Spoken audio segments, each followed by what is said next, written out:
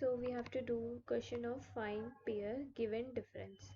इस क्वेश्चन में हमें क्या दे रखा है, एक एरे दे रखा है, लेंथ दे रखी है एरे की, और हमें एक नंबर दे रखा है, कुछ भी दे रखा है, जैसे इस केस में 78 दे रखा है। तो हमें इस एरे में से ऐसे पेयर निकालने हैं जिसका डिफरेंस हमारा इक्वल्स टू 78 आ जाए। ओके, और उस हमें बताना है कि ऐसे कितने काउंट है, कितने पेयर हमारे एग्जिस्ट करते हैं। ओके, तो हमें उसका काउंट बताना है। अब जैसे इस एरे में हमारा एक ही ऐसा पेयर है जिसका डिफरेंस हमारा 78 है, दैट इज़ 2 एंड 80। सो हमारा काउंट क्या हो गया, 1 हो गया।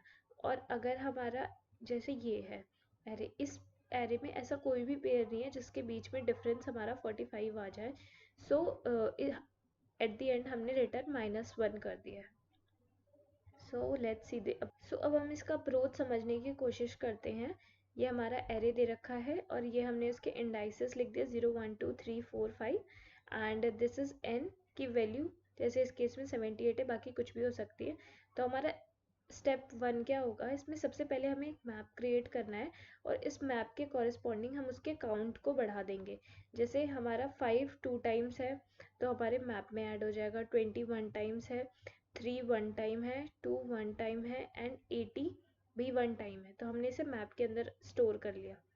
अब हम क्या करेंगे, अब स्टेप 2 क्या होगा, हम रन करेंगे एक लूप 0 से लेंथ ऑफ द एरे तक, और उसके बाद हम देखेंगे कि क्या मैप में जो हमारे n की वैल्यू गिवन है और एरे की उस इंडेक्स पे, उस पॉइंट पे ऐड करके n और उस इंडेक्स की वैल्यू ऐड करके अगर वो हमारे मैप में मिल जाती है तो हम क्या करेंगे, हम मैप के काउंट को बढ़ा देंगे। जो सेकेंड वैल्यू होगी मैप की उसको हम ऐड कर लेंगे ओके अपने काउंट के अंदर।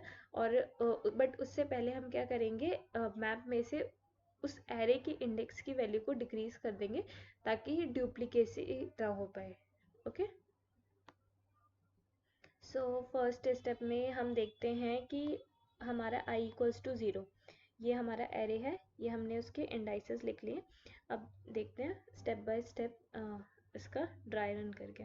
i इक्वल्स टू 0 के लिए एरे ऑफ 0 में हमारा क्या है, एरे ऑफ 0 में हमारा 5 है। ओके, एंड अब हमने 5 प्लस 78 किया, 78 क्या थी हमारी n की वैल्यू। ओके, 83 हमने इसको मैप में ढूंढा, मैप में 83 हमारे पास नहीं है अवेलेबल।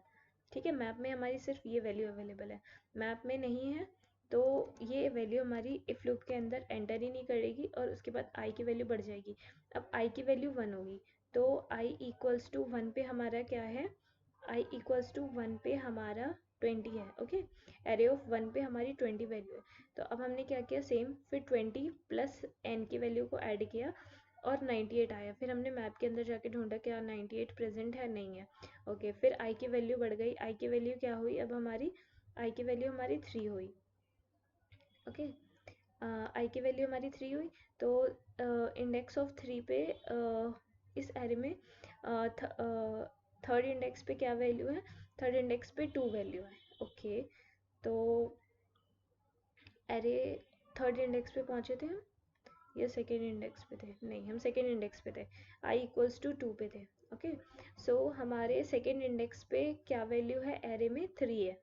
ओके, तो हमने 3 प्लस 78 किया 81, 81 को फिर हमने अपने मैप में सर्च किया, इस मैप में हमारा 81 नहीं मिला तो फिर से आगे बढ़ेगा। अब i की वैल्यू हमारी क्या हो जाएगी, 3 हो जाएगी। ओके, एरे ऑफ 3 में हमारा क्या है, 2 है। अब 2 प्लस 78 किया तो 80 आ गया। अब हमने मैप के अंदर इस 80 को ढूंढा, हमें मिल गया तो हम क्या करेंगे, हम अपने काउंट को इंक्रीज कर लेंगे। ओके, तो हमारा काउंट एक इंक्रीज हो जाएगा, तो हमारा काउंट अब 1 हो जाएगा। ओके, अभी हम इस पे थे i इक्वल्स टू 3 पे, तो हमारा काउंट यहाँ पे 1 हो जाएगा, हमने इंक्रीज कर लिया। अब हम i इक्वल्स टू 4 पे आए, i इक्वल्स टू 4 पे एरे की वैल्यू क्या है, 5 है। अब हमने 5 प्लस 78 करा, फिर हमने मैप के अंदर ढूंढा कि क्या हमारा 83 है, नहीं है, तो आगे बढ़ेगा। फिर i की वैल्यू 5 होगी, एरे ऑफ 5 में क्या है, 80 है। अब हमने 80 प्लस 78 किया 158, मैप के अंदर गए, मैप के अंदर ढूंढा, 158 प्रेजेंट है, नहीं। अब लूप खत्म हो जाएगा क्योंकि लेंथ क्रॉस हो चुकी है, सो लूप विल बी एंड। सो ये इसका ड्राई रन था। अब हम इसका कोड देखते हैं। सो ये इसका कोड है, हमने क्या किया, सबसे पहले int count इक्वल्स टू 0 ले लिया, या count इक्वल्स टू -1 भी ले सकते हैं, हमारी चॉइस है। उसके बाद हमने एक मैप बनाया int कॉमा int का, जिसका नाम हमने mp रख दिया। उसके बाद we had run a loop from 0 till the size of array, और हमने हर एक इंडेक्स के एरे की वैल्यू को उस मैप में स्टोर करी।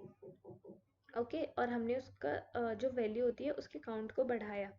After that what we had done, we had run another for loop i equals to 0 से लेके साइज ऑफ एरे तक। उसके बाद हमने क्या किया, नेक्स्ट स्टेप हमारा क्या था, हमने n प्लस उस एरे की इंडेक्स की वैल्यू को ऐड किया और देखा कि जो उसकी मैप में उसकी सेकेंड वैल्यू जो है हमारी, अगर ग्रेटर देन 0 आती है मैप में, उसकी सेकेंड वैल्यू को ही तो चेक कर रहे हैं, मतलब उसकी कुछ ना कुछ सेकेंड वैल्यू होनी चाहिए, 0 नहीं होनी चाहिए, मतलब 1 2 3 4 कुछ भी, पर 0 नहीं होनी चाहिए। अगर वो हमें मिल जाता है तो हम मैप में से जो एरे है, जो एरे की वैल्यू है उसको डिक्रीज कर देंगे। जैसे हमें 5 है ना, 5 की जो सेकेंड वैल्यू होगी उसको डिक्रीज कर देंगे।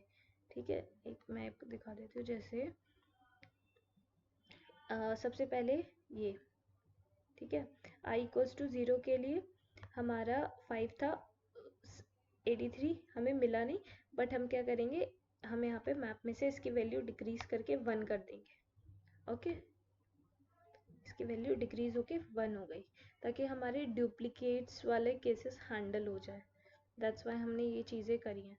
अब हम उसके बाद हम क्या करेंगे, काउंट को बढ़ा देंगे। जैसे हमने बोला था count plus n plus ARRI का काउंट बढ़ा देंगे मैप के अंदर। जैसे हम जैसे जिस केस में हमें मिल गया था 2 और 78 को जब हमने ऐड किया था तो 80 मिल गया था मैप के अंदर। तो मैप के अंदर जो 80 की सेकेंड वैल्यू होगी, मैप के अंदर 80 की सेकेंड वैल्यू क्या है, 1, तो हम काउंट में उसको ऐड कर देंगे। ओके, काउंट में ऐड कर देंगे और ये प्रोसेस हमारा फॉर लूप के अंदर रिपीट होते रहेगा till the size of the array, और एट द एंड हम रिटर्न कर देंगे काउंट को।